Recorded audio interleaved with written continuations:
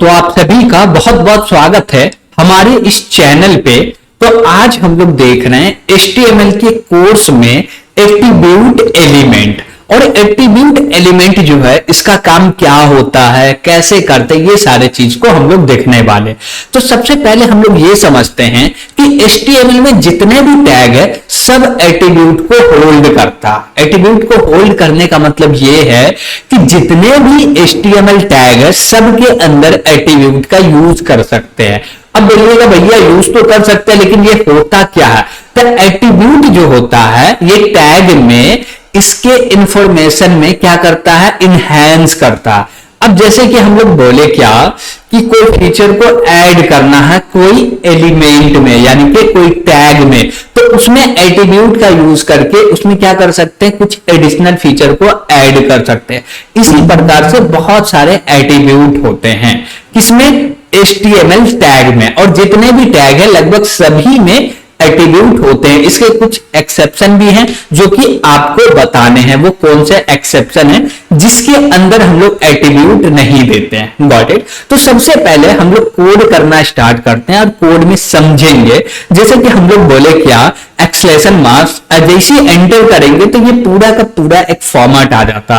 तो ये फॉर्मेट में हम लोग कुछ चीज तो समझ चुके थे, कुछ चीज नहीं समझे थे। जैसे कि हम लोग ये HTML लैंग समझ गए थे, हेड टैग समझ गए थे। Got it? अब इसके अंदर लिखा हुआ एक मेटा टैग, ओके, और मेटा टैग के अंदर में लिखा हुआ कैरेक्टर सेट UTF-8। ये एक्चुअली होता क्या है इसको समझेंगे। क्यों? क्योंकि कैरेक्टर सेट जो है ये एट्रीब्यूट है, इसमें हम लोग कुछ एट्रीब्यूट असाइन कर रहे हैं यानी कि कुछ डेटा असाइन कर रहे हैं जिसके कारण कुछ तो हो रहा। क्या हो रहा? कुछ तो हो रहा, लेकिन इससे हो क्या रहा वो चीज को हम लोग समझते हैं। तो ये चीज ये बताता है कि भैया आप जो वेब पेज पे डेटा को यूज कर रहे हैं, ठीक, तो वो पूरे के पूरे डेटा स्ट्रिंग होगा, कुछ भी होगा। Got it? इमेज होगा, वीडियो होगा, ऑडियो होगा, और भी तरीके के डेटा हो सकते हैं। तो उन डेटा को चेंज करना पड़ता है बाइनरी में। किसमें चेंज करना पड़ता है? बाइनरी में। तो बाइनरी में डायरेक्ट तो चेंज नहीं कर सकते हैं। तो ये जो UTF एक स्टैंडर्ड टेक्निक है, एनकोडिंग टेक्निक है, जिसके मदद से कि जो भैया इमेज है उसको बाइनरी में कैसे चेंज किया जाए, वीडियो को बाइनरी में कैसे चेंज किया जाए, वो सारे चीज हम लोग बताते। तो अब जितने भी वेबसाइट देखिएगा 90+% वहां पे UTF का ही कैरेक्टर इनकोडिंग टेक्निक को यूज किया जाता है। Got it? और ये मेटा टैग के अंदर में लिखते हैं। ठीक है, अब मेटा टैग हमेशा हम लोग हेड टैग के अंदर में लिखते हैं। ये प्रोवाइड करता है वेब पेज जो है इसका एडिशनल फीचर। अब जैसे कि आप जो भी वेब पेज क्रिएट कर रहे हैं और उसमें हेड टैग के अंदर कुछ भी लिखिएगा तो वो पूरे कंटेंट के रूप में नहीं दिखने वाला। जैसे कि बॉडी के अंदर में हम लोग कोई भी चीज लिखते हैं तो वो पेज पे दिखता है, लेकिन हेड टैग के अंदर आप कुछ भी लिखिएगा तो वो नहीं दिखेगा। Got it? ठीक है, उसके बाद नीचे देखिए Meta tag name, view point, और उसके बाद बोला जाता भैया इसका कंटेंट है, विड है, डिवाइस है, विड्थ है। ये सारे चीज होते क्या है इसको हम लोग समझते हैं सिंगल सिंगल। देखिए व्यू पोर्ट का मतलब क्या हुआ, क्या बोला जा रहा है यहाँ पे? View port. व्यू पोर्ट का मतलब ये होता पूरे के पूरा वेब पेज जहां पे आप कंटेंट को दिखा रहे हैं। Got it? अब उसके बाद लिखा हुआ है विड्थ। विड्थ में असाइन करो डिवाइस विड्थ। अब ये एक्चुअली है क्या और इसका यूज क्यों करते हैं? देखिए हम लोग सिंपल सा बात करें तो जब भी आपको डायनामिक पेज बनाना हो, डायनामिक बोले या रिस्पॉन्सिव बोले, तो आप जब भी रिस्पॉन्सिव पेज बनाना चाहते हैं तो वहां पे ये चीज लिखना पड़ता है। क्यों पड़ता है भैया? देखिए कि आपका जो भी वेब पेज होगा वो हमेशा फिर हमेशा एक साइज के स्क्रीन पे ओपन तो नहीं होगा। कभी लैपटॉप पे ओपन होगा, कभी मोबाइल पे, कभी टीवी पे, कभी छोटे स्क्रीन पे, कभी टैब पे, तो हर जगह पे होगा। तो उसका जो स्ट्रक्चर हो वो डायनामिक होना चाहिए, यानी कि जिस स्क्रीन पे वो क्या हो, ओपन हो, उसके अनुसार वो क्या हो जाए, कन्वर्ट हो जाए। तो उसलिए यहां पे हम लोग बता रहे हैं कि भैया ये जो मेरा वेब पेज का साइज होगा वो साइज ये होगा जिस जगह पे भी वेब पेज ओपन हो रहा सेम उसका ही साइज होगा। उसके बाद हम लोग लिखे हुए यहां पे दिया हुआ है इनिशियल एसकेएल 1.0। इसका मतलब क्या हुआ? अब अब देखिए कि जब भी आप वेब पेज को ओपन करते हैं, क्या करते हैं, वेब पेज को ओपन करते हैं, तो वहां पे आपको कुछ ना कुछ कंटेंट रहे या टेक्स्ट रहे, इमेज रहे, वीडियो रहे, उसका कुछ साइज दिखता है। वही ये बताता है कि भैया जब भी कोई भी व्यक्ति इस वेब पेज को फर्स्ट टाइम यूज करे और उस पर जूम इन जूम आउट ना करे, तो उस कंटेंट का जो साइज होगा ये होगा। Got it. अब आप चाहते हैं कि भैया साइज को इंक्रीज करना तो कर लीजिए, आप चाहते हैं साइज को डिक्रीज करना तो कर लीजिए। Got it. तो जूम इन करना जूम आउट करना वो आपके ऊपर है, लेकिन एक कोई साइज फिक्स तो होना चाहिए ना कि भैया ये साइज पे हमेशा दिखाए। उसके बाद यूजर, जो भी यूजर यूज कर रहा है उसको परफेक्ट लगे तो ठीक है, नहीं तो वो अपने हिसाब से कस्टमाइज कर ले। Got it. ठीक है। उसके बाद नीचे आता है टाइटल। टाइटल हम लोग जानते हैं क्या होता है भैया, यहाँ पे जो भी चीज, जैसे कि यहाँ टाइटल में डॉक्यूमेंट है, ओके, तो इसको हम लोग सेव करते हैं और यहां पे रेफरेंस करते, तो यहां पे देखिएगा डॉक्यूमेंट आ गया। बस ये टाइटल है जो कि वेब पेज का टाइटल होता। अब बॉडी टैग के अंदर में आते हैं, जैसे कि हम लोग H1 टैग को यूज कर चुके हैं, तो हम लोग लिखे H1 टैग और यहां पे हम लोग बोलेंगे क्या कि हम लोग को यूज करना है भैया, क्या यूज करना, कुछ भी हम लोग यूज कर सकते हैं। जैसे कि एक आता है एंकर टैग, एक आता है इमेज टैग, तो ये दोनों चीज को हम लोग यूज करके देखने वाले हैं। Got it. तो हम लोग यहाँ पे हेडिंग में बोले हेलो, ठीक है। अब यहां पे देखिए आप हेलो प्रिंट हो गया, ठीक है। अब हम लोग बोले क्या कि हम लोग को एंकर टैग का यूज करना। अब एंकर टैग के अंदर एक एट्रीब्यूट आता है जिसका नाम है href। अब href के अंदर में हम लोग एक लिंक प्रोवाइड करेंगे और उस लिंक के मदद से हम लोग दूसरे पेज पे जा सकते हैं। अब जैसे कि बोले क्या कि हमारा यूट्यूब चैनल है, उस चैनल पे आपको जाना होगा, उसके लिए हम आपको लिंक प्रोवाइड करें, तो कैसे करें, तो हम लोग बोलेंगे क्या कि डबल कोट लगाओ और बोले https://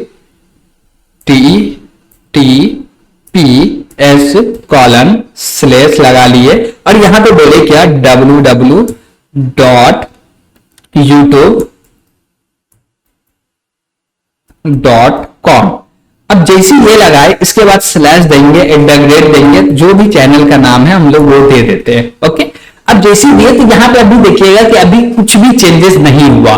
तो इसमें चेंजेस कैसे होगा, जैसे कि हम लोग बोले क्या कि ये जो लिंक है, ये लिंक कहीं ना कहीं पे दिखेगा जहां पे हम लोग क्लिक करके उस वेब पे जा सकते।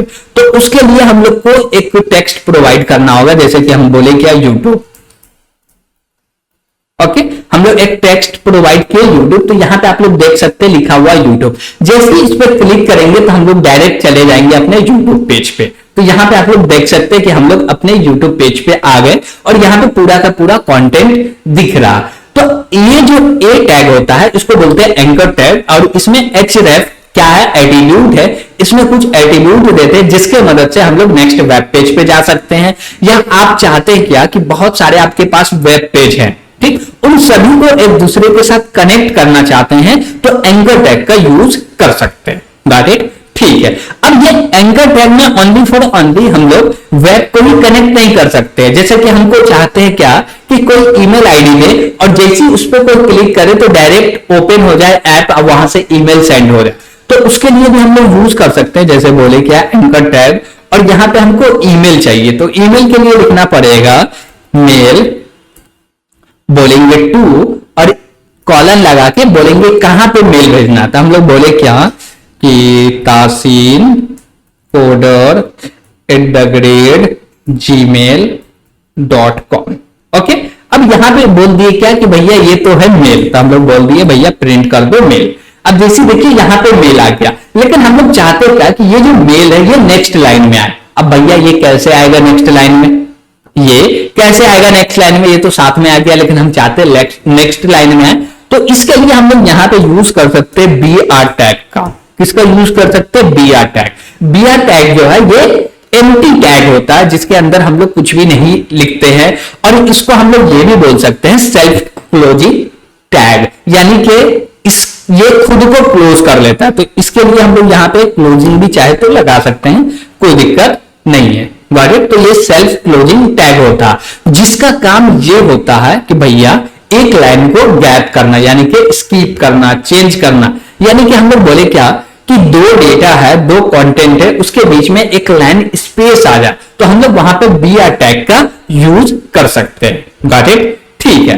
तो अब जैसे ये देखिए कि मेल आ गया, हम लोग जैसे इस पे क्लिक करेंगे तो ये मेल पे चला जाएगा। अब यहाँ पे बोला भैया ओपन मेल, जैसे हम लोग क्लिक करेंगे तो ये बताएगा कि भैया आप किस ऐप से मेल को सेंड करना चाहते हैं। हम वो ऐप को चूज करेंगे, सीधे डायरेक्ट ऐप पे चले जाएंगे, मेल जो भी लिखना है लिख देंगे। तो यहाँ पे हमको ईमेल आईडी दिखाने की जरूरत नहीं है, डायरेक्ट टेक्स्ट दिखा रहे हैं और टेक्स्ट पे कोई भी क्लिक कर रहा तो डायरेक्ट उसका मेल ऐप खुल जाता। Got it? जैसे कि हम लोग बोले जीमेल है वो खुल जाता।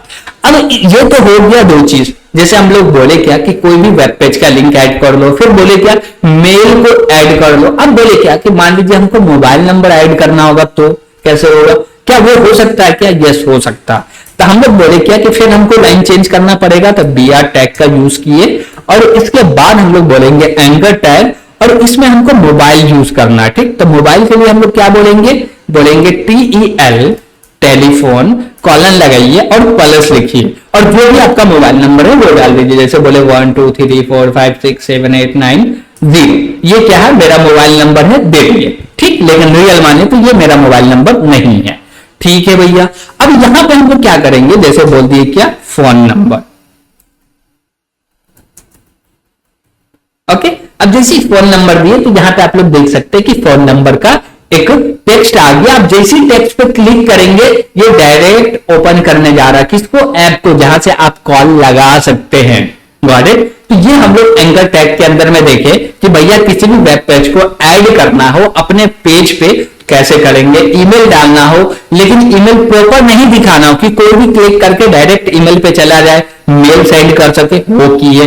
किसी को कॉल करना हो डायरेक्ट टेक्स्ट पे क्लिक करके कॉल कर सके, वो देखे। अब इसी प्रकार से हम लोग चाहते हैं कि एसएमएस करना हो तो उसके लिए आता है SMS। Got it? तो यहां पे भी हम लोग फिर से उसको भी लिख सकते हैं, जैसे कि बोले बीआर टैग और बोले एंकर टैग, इसमें बोले क्या SMS कॉलर लगाओ और प्लस लिख के जो भी मोबाइल नंबर है वो दे दीजिए। करेक्ट? तो यहां पे भी सेम चीज आ जाएगा। ठीक है, तो ये चीज आप कर लीजिएगा। अब यहां पे हम लोग एक टैग को देखें जिस टैग का नाम है एंकर टैग, और एंकर टैग के मदद से हम लोग देखिए कि किसी भी वेब पेज को कैसे ऐड करें।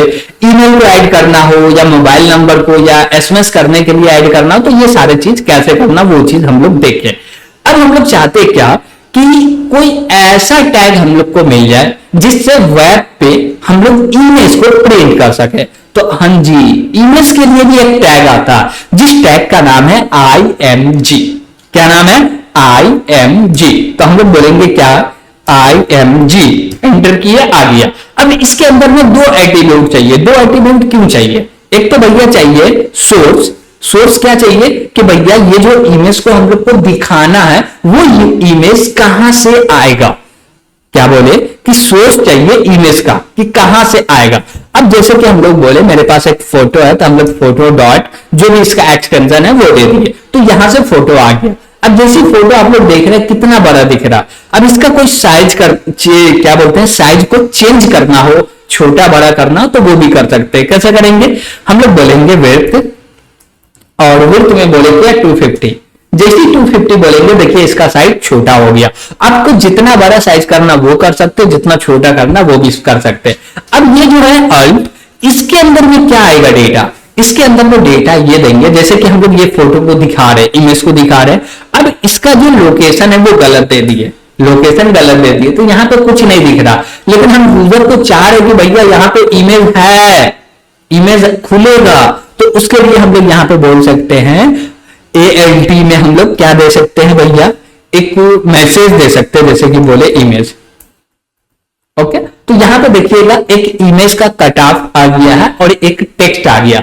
अब यूजर को समझ में ये आएगा कि भैया यहाँ पे इमेज है लेकिन अभी खुल नहीं रहा या इंटरनेट कनेक्शन प्रॉब्लम हो सकता, यूजर समझेगा, लेकिन एक्चुअली में तो कोई दूसरा प्रॉब्लम है। Got it? ठीक है, तो हम लोग चाहते हैं क्या कि जब भी मेरा इमेज ओपन ना हो तो उसके जगह पे टेक्स्ट प्रिंट हो जाए और यूजर को लगे कि यहाँ पे इमेज है, ये कभी ना कभी तो खुलेगा। Got it? ये हम लोग बताना चाहते हैं किसको? यूजर को, इसलिए हम लोग दिए ये आर्गुमेंट। ठीक है भैया। अब देखिए कि ऐसा हुआ क्यों और ये प्रॉब्लम आएगा कब, ऐसा हुआ क्यों और ये प्रॉब्लम आएगा कब, ये चीज समझिए। अब देखिए बात कि जब भी हम लोग मान लीजिए कि हम लोग कोई वेबसाइट से एक इमेज उठाए और उस इमेज का लिंक यहाँ पे डाल दिए। अब उस वेबसाइट पे जो इमेज था अब उसको डिलीट कर दिया गया, या हम लोग डेटाबेस से लिए और डेटाबेस में किसी भी कारण या किसी भी चलते वो डेटाबेस वो इमेज हम लोग को प्रोवाइड नहीं कर पा रहा, जिसके कारण होगा क्या, इमेज दिखेगा नहीं और वो वेब पेज पे जो इमेज था वो डिलीट हो गया, तो वहां से भी इमेज आएगा नहीं, तो इमेज तो दिख नहीं रहा, यूजर को पता भी नहीं चलेगा, वो सोचेगा क्या कि भैया यहाँ पे इमेज खुलना चाहिए, लेकिन कुछ भी नहीं हो रहा, इमेज तो आ ही नहीं रहा। Got it? तो इस प्रॉब्लम को सॉल्व करने के लिए हम लोग बोले क्या कि इमेज एक टेक्स्ट दे दो। अब जैसे टेक्स्ट दे रहे तो टेक्स्ट के जगह पे वो प्रिंट कर देगा कि भैया यहाँ पे इमेज हो सकता था, आने वाला है, अभी आप वेट कीजिए। Got it? तो आज हम लोग कुछ चीज को समझे HTML में, जिससे हम लोग HTML में और भी एक स्टेप आगे बढ़ गए। जैसे कि हम लोग भैया एंकर टैग को पढ़े, इमेज टैग को पढ़े, एट्रीब्यूट को पढ़े, मेटा टैग को पढ़े, समझे। इसमें आपको कोई भी दिक्कत आ रहा होगा तो कमेंट के माध्यम से जरूर बताइएगा, और वीडियो पसंद आया होगा तो लाइक भी कीजिएगा, और अभी तक इस चैनल को सब्सक्राइब नहीं किए तो सब्सक्राइब जरूर कीजिएगा। आज के लिए इतना ही। Thank you.